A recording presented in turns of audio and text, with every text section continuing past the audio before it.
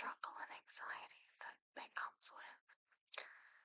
So we're going to talk you through operating and acquiring a modern vessel. Are you excited? You are. Oh, we love that. We do. I'm excited. Yeah, I am. So part of operating a modern vessel, and why it's just so hard if you haven't in the past 100 years or so, is just because of how fluid the limbs move. It's a bit of a learning sensitivity, like a new mouse or a fragile quill. But we find that a bit of practice and an open field can be great. Yeah. We find that, grass plains offer minimal damage to your new vessel, but it's still a great place to learn how to operate it. Yeah. Of course we know that, late evenings usually tend to be the best times to learn to operate. Humans can spot you in broad daylight. It's incredibly anxiety-inducing, so we do recommend the evenings to the nighttime. They can't see in the dark, which we find strange. Yeah, it's weird. But the open fields and the abandoned towns offer a variety of obstacles to help you slowly get accustomed to your new vessel. Things like stairs, chairs, doors, screens, and the sliding glass variety. Those are really tricky. I don't like sliding glass doors. It's not pleasant. Of course, things like tables, small toys, and those ever so pesky barricades can really just be such a nuisance when, learning to operate a vessel.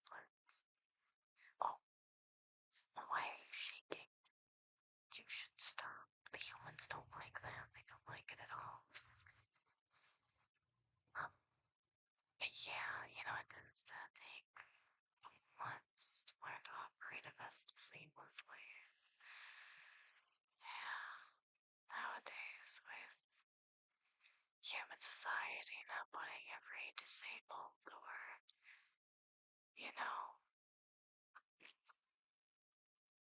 disabled person of the learning or physical variety in the loading bin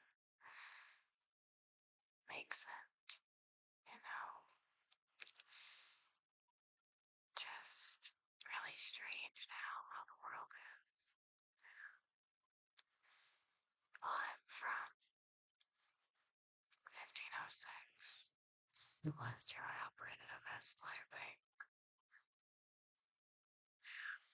They put me in a box, put me in a wooden box. They dug me up a couple times, and they put me back in the box.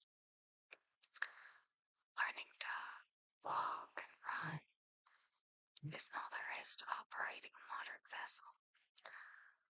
Talking is also a strong feature of the newer models. Getting down on just your letter sounds, but also a solid, friendly tone is imperative to the success of using your new vessel.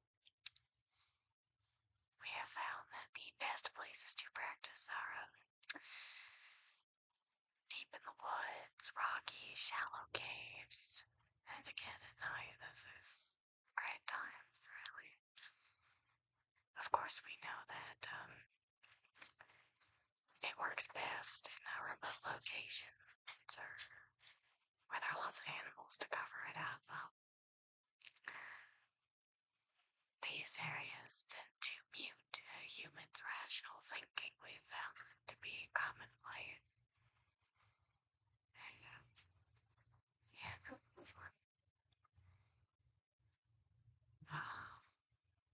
the newer vessels don't operate like the old ones.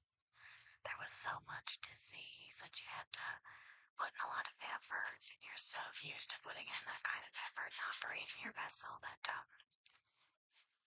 because people are drinking water now, they're eating meat, not just bread and vegetables. Well, they don't take as much effort, and now you're overexerting yourself and you're flailing your limbs around. It's not a fun time. It's not. But of course, how can you operate a vessel without acquiring one first? It's not about acquiring a vessel. It takes time. We find that forest explorers, rock climbers, campers are the easiest to start with. Don't mind the background noise. It's trying to escape. They're often in isolated places. There's no cell service. They're not connected to civilization. That makes it easy. Of course, striking when vulnerable or incapacitated, I'm still working on the letters myself. It should yield the best result of a quick, clean vessel takeover. That's what we found here in the company. I can never keep the accent straight. I always turn back to Southern. I do. Yeah. Appalachia is a common place to start. That's the easiest, really. It's, you're casting your wide net there. And you're bound to catch something. That's where we recommend. Appalachia is, usually the best, of course, Of course, middle of nowhere towns like Durango and Iowa are also some fabulous options. With such small populations and plenty of field between towns, you'll find the perfect starter vessel with over 170 missing persons cases a year. No one will think twice if your vessel suddenly disappears from their everyday life. Yeah. Of course, high intoxication rates. Even if you aren't great, most people will just assume you're drunk. That's always easy to fake because you just have to stutter, slur a little bit, and they think that you're just drunk and not that you are actually struggling greatly. Yeah. We find it's the perfect cover to do. You've got to stop and shake it. That shaking's not good for you. You can only pretend to be drunk so many times before people think you've got, I don't know what it's called, but like you shake and you fall. There's more to it. Of course there's more to it, but that's just what comes to mind. Of course you'll notice I've had several different accents throughout this explanation. The accent that best matches where you are is incredibly important if you want to blend it as best as possible. Right? Of course.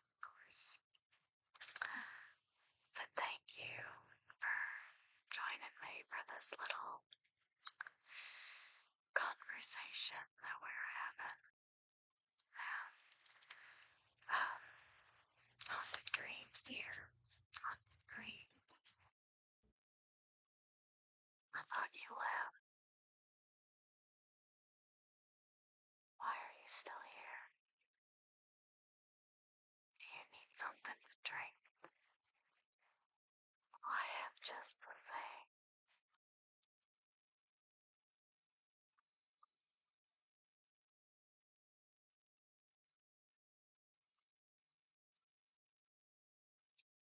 Drink that. You like it? Guess what it is?